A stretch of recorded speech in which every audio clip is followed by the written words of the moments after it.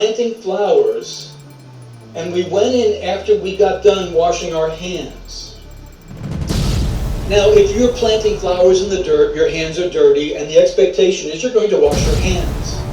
The expectation is not that you're going to have a need to talk about it.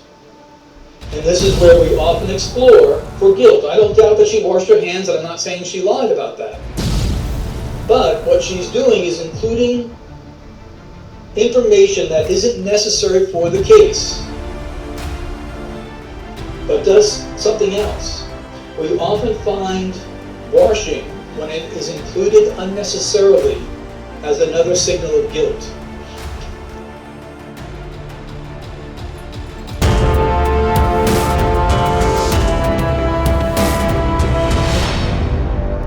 This is Reporter Room with Jessica Della Davies. Welcome to Reporter Room, where we seek truth and justice. My name is Jessica Della Davies. I'm an investigative journalist, and today we're going to answer the question of what does a missing mother, an innocent mother, sound like? We're also going to discuss the shocking claims that Ernie Schell made against Dawn Wells regarding the fact that the CPS case was open prior to Summer's disappearance. We're going to look at the fact that Candus has named Dawn as a suspect and consider motive that Summer's disappearance corresponded with the CPS case into her, that this would have resulted in a strong motive, in my opinion, for Dawn and possibly Candus, because in Tennessee, if a person is guilty of harming a child 8 years old and younger, then it's considered a felony with mandatory 2 to 12 prison years served. Because of Dawn's record, this would have meant 25 years to life for him. Let's get into it. Thank you to our producers, Energy Shots and Sasha Angel, and thank you to our channel members. You guys are awesome, and I'm so grateful for you. I want to send a shout out to our subscribers. We just passed the 8,000 subscribers, thanks to you guys. And you guys are the real rock stars of Reporter Room. So we're going to discuss the case of Summer Wells and the discrepancies on the day that Summer went missing. Everything I'm sharing with you today is my opinion, and opinions are not facts, so please don't send any negativity to anyone, anytime, anywhere. Let's be good to each other. So there are multiple discrepancies in the timeline on the day that Summer was reported missing. And let me know if I have missed any. So we know that Dawn has been credibly accused of SA by Mary, Jeannie, those are his stepsisters, and at least 4 to 5 other women, and no one has retracted their allegations at the time of this recording. And before we go any further, please subscribe and hit the notification bell so you don't miss a live stream, a video, or a premiere. So let's look at the new info about the day that Summer disappeared. The timeline is completely different than what we were originally told by Dawn and Candus. Supposedly, Candus, Summer, and Grandma all got in the car on June 15th to take Grandma to Holston Valley Medical Center to have her knee checked out. But was this all pre-planned? Why was H invited? Because we know Candus and Allie weren't getting along. And why couldn't Grandma, name the park that Summer swam in on the day she disappeared? Is it because she wasn't at Warriors State Park? Is it because she wasn't at the watering hole? So we know that H has returned home, and if you don't know who he is, he's the teen son of Candus's former friend, Allie. And they had a falling out at some point, and I suspect it's related to H. So H states that he's not good with time, but he believes Candus arrived to pick him up on the day that Summer disappeared, June 15th at 11 a.m.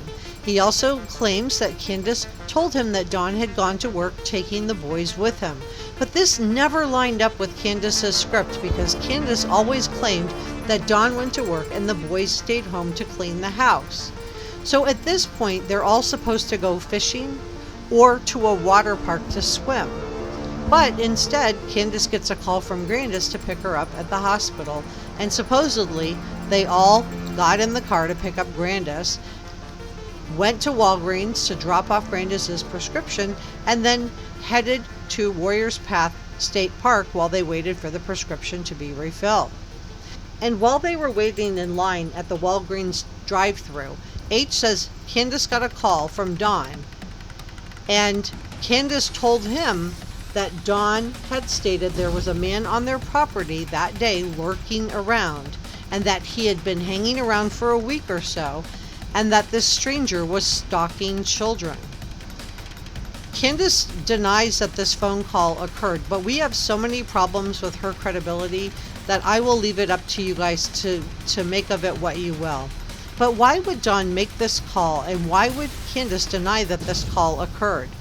Because it doesn't make sense. If you as a parent had a stranger lurking around your property while your children were at home alone, wouldn't a normal parent rush home or call law enforcement? But instead, they all dropped off Grandis's prescription. Candus got cigarettes and vapes, and she got a can of twisted tea, which she claims was for Grandis, but H said that Candus gave it to him.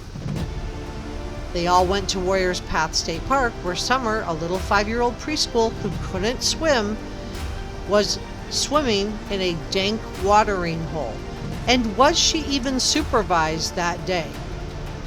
Candus claims that she and her mother picked flowers while Summer swam, and that H wandered up the path flashing gang signs. So, where were the flowers? And was anybody watching 5-year-old Summer swim alone in a dank, dark watering hole without a life vest or flotation device? Meanwhile, Grandis says when they got home they planted cactus. So my question is, was H brought along that day to be a patsy for Candus and Dawn? Was this all pre-planned out? Because there definitely would have been a motive with the CPS case being open into Summer prior to her disappearance. So then they go back to Walgreens to pick up Grandis's prescription and Sonic, where Summer was not bought a lunch even though it was well past lunchtime. So where was Summer and what was she doing at this time? Why wasn't she purchased lunch? Candus said they went grocery shopping at Priceless and dropped H off at home. Then they unloaded the groceries and planted flowers. Grandis says, in contrast, they unloaded groceries and that she took a nap and that they planted cactus, not flowers. So where was Don during this time? He was supposedly at work until Candus called him.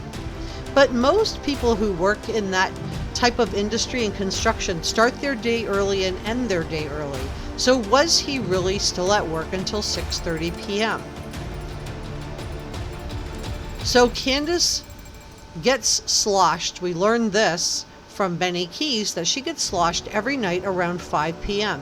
So what was she doing at 5 p.m. that day? Because 911 wasn't called until 6:30 p.m. and Summer was reported missing to the Hawkins County Sheriff's Office at that time. So what happened between the time they dropped H off at Allie's house around 2:20 to 2:30 and 6:30 p.m.? Grandis claims that they unloaded the groceries and that she went in and took a nap and then they planted cactus. So there's a big gap in that timeline. Where was Summer during this time? We know that Ernie is claiming that there was a CPS case open into Dawn Wells. We know that Summer was about to go off to school and that CPS can question children without their parents present. We know that harming a child age 8 and under is a felony with 2 to 12 years of mandatory jail time. We know this sounds like a strong motive. What do you think? Finally, consider this bizarre statement that Dawn made to the Kingsport Times News. Quote, "I'll see her in the resurrection." If you found this video to be helpful, please subscribe and hit the notification bell. Thanks for watching. See you next time.